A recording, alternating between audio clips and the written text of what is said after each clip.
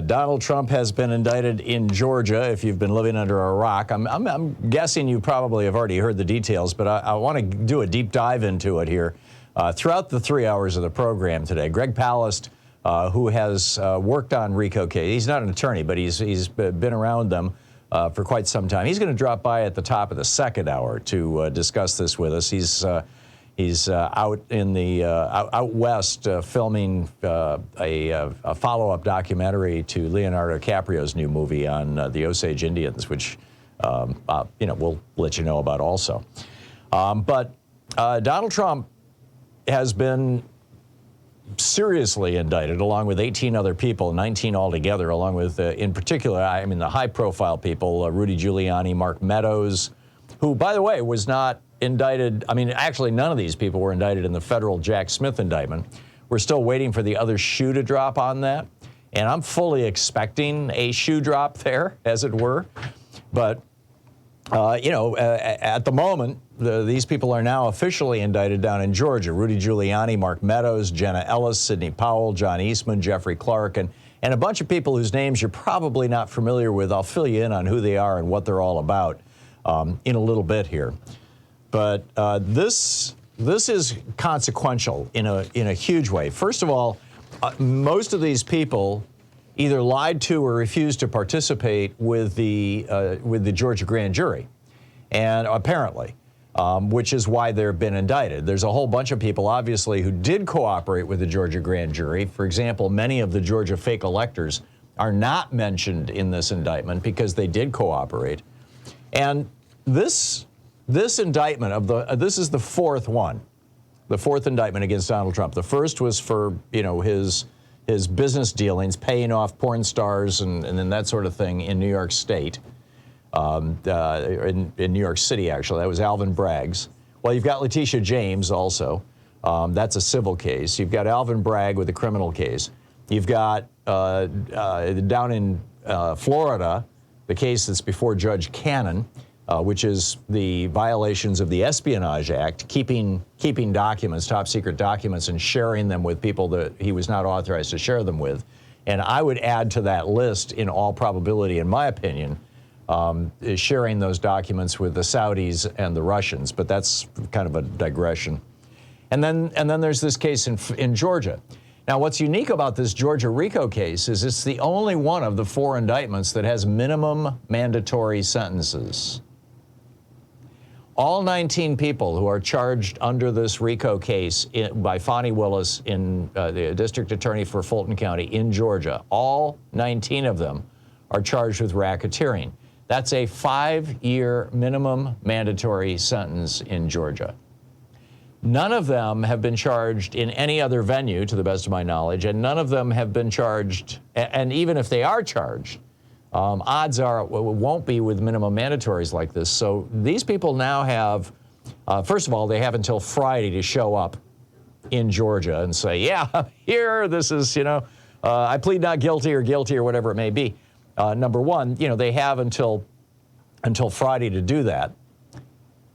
But secondly, they all have a strong incentive now to flip, to become witnesses for the prosecution rather than become defendants, or rather than remain defendants.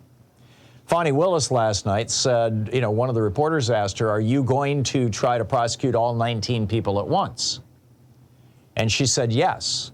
And after that, all the talking heads on TV were like, holy cow, what do you mean? And how could it be? And does she really? And 19 people? That's a mess. And well, she doesn't expect there to be 19 people there.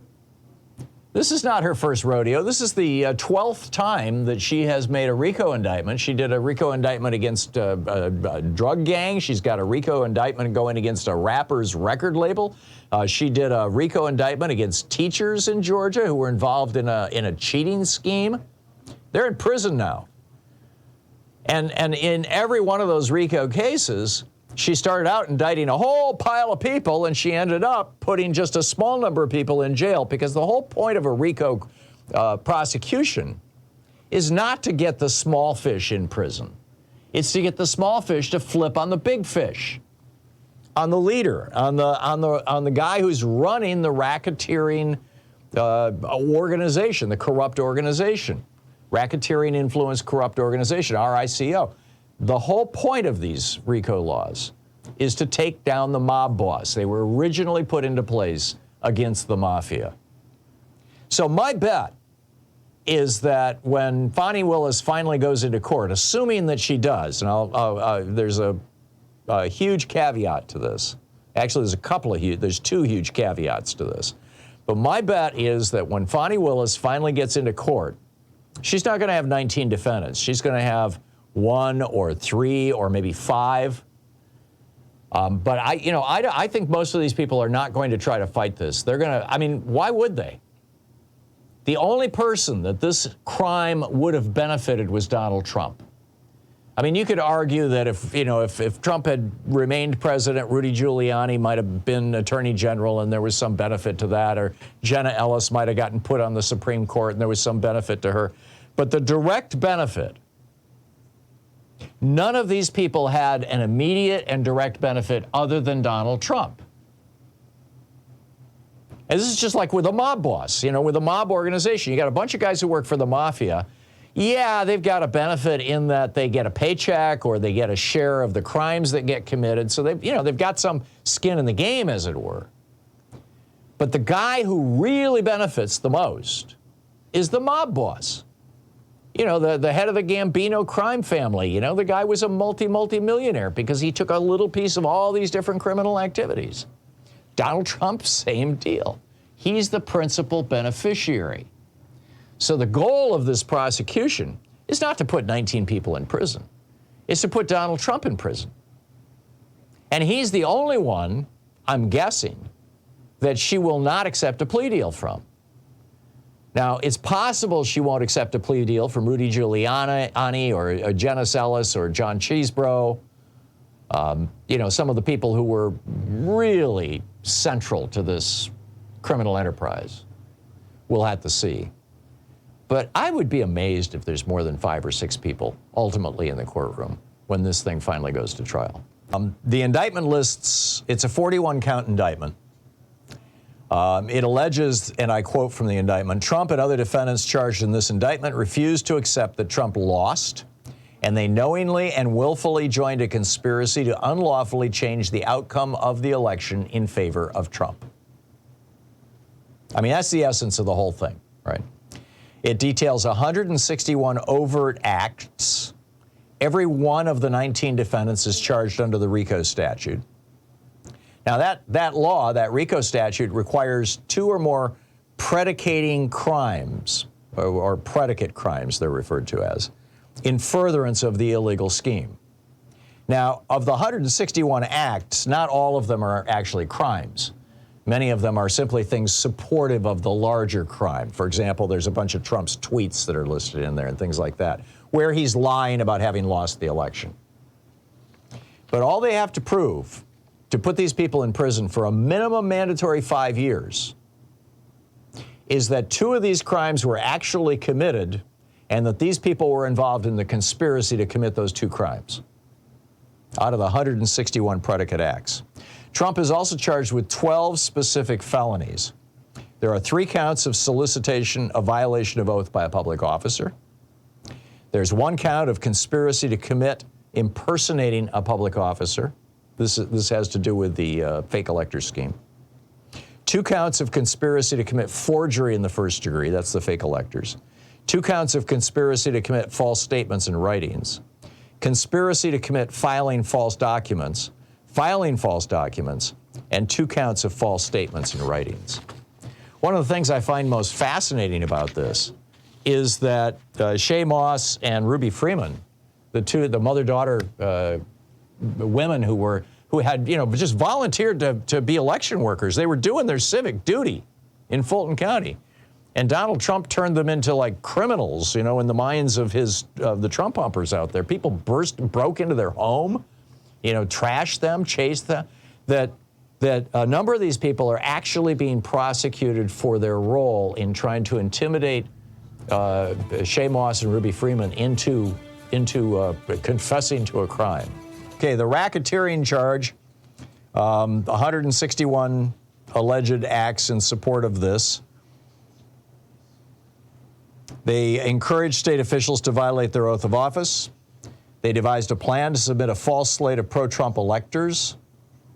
They intimidated an election worker, actually two, Shay Moss and Ruby Freeman. The unlawful breaching of voting equipment up in Coffee County, Georgia.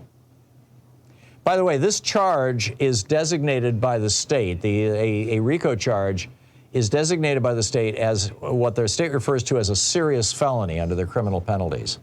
Serious felonies include murder, robbery, armed robbery, kidnapping. Right? This is serious stuff. 98-page indictment. The federal RICO Act was created in 1970. The state one in Georgia in 1980. But Trump is specifically charged with conspiracy to commit impersonating a public officer, 2 counts of conspiracy to commit forgery in the first degree, 2 counts of conspiracy to commit false statements and writings, and 1 count of conspiracy to commit filing false documents. And, you know, this basically the memos that they're outlining here set the stage. This is, I'm getting this from a great post over at The Hill that summarizes all this. Ultimately set the stage for this meeting inside the state capitol in Georgia on December 14th, where these 16 pro-Trump electors signed documents saying that they were submitting actual electoral votes on behalf of Donald Trump. So that's the first charge against him, is basically the racketeering. The second one is the fake electors plot, which I just mentioned.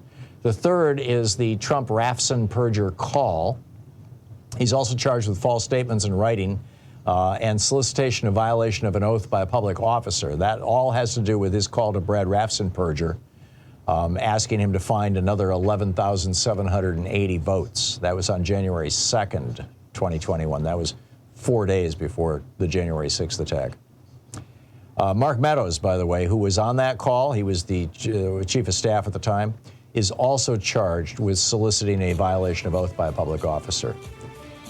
Trump is also charged with soliciting the Georgia House Speaker, David Ralston, to call a special session of the legislature. That's a crime. And with a maximum penalty of 3 years, by the way. And he's also charged with filing basically a phony lawsuit. This was on New Year's Eve and in 2020, and making unfounded claims.